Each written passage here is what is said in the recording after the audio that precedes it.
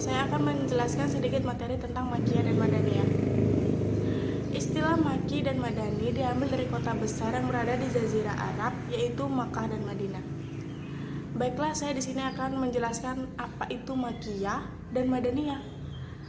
Makkiyah adalah keseluruhan surat-surat dalam Al-Quran yang diturunkan di kota Mekah ketika Nabi Muhammad SAW bermukim di Mekah. Sedangkan Madaniyah adalah keseluruhan surat-surat dalam Al-Quran yang diturunkan di kota Madinah ketika Nabi Muhammad SAW hijrah dari Mekah ke Madinah. Baiklah, selanjutnya kita akan membahas ciri-ciri yang menandai Madaniyah. Yang pertama, ciri khusus, sedangkan yang kedua, ciri-ciri umum.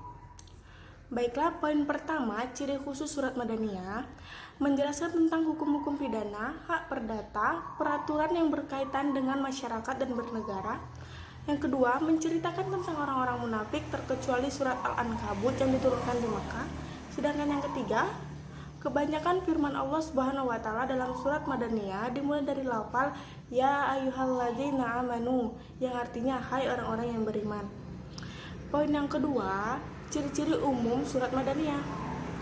Surat-suratnya panjang dan sebagian dari ayat-ayatnya juga panjang serta jelas, menerangkan hukum dengan memakai uslub yang terang dan jelas, menjelaskan keterangan dengan dalil-dalil yang mengarahkan kepada hakikat keagamaan. Selanjutnya kita membahas ciri-ciri yang menandai Makkiyah. Terbagi dua, yang pertama ciri-ciri khusus, sedangkan yang kedua ciri-ciri umum.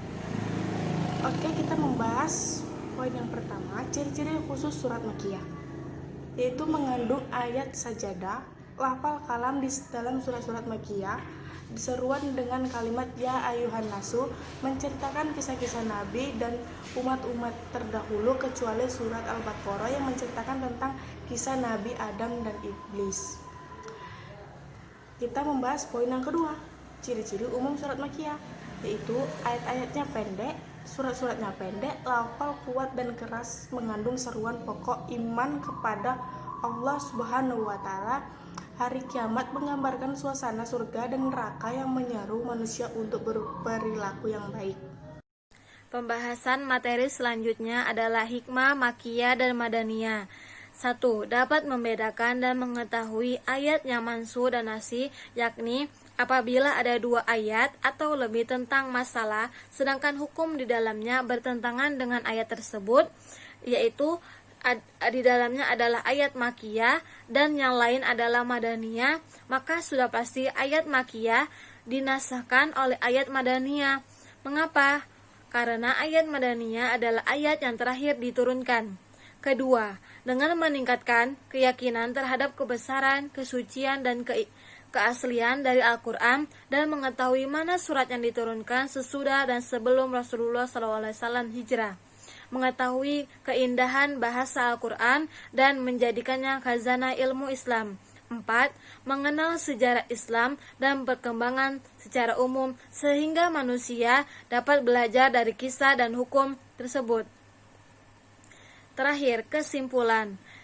Dari pembahasan di atas dapat kita simpulkan bahwa Makkiyah dan Madaniyah adalah keseluruhan ayat yang diturunkan sesudah dan sebelum Rasulullah SAW hijrah dari Mekah ke Madinah.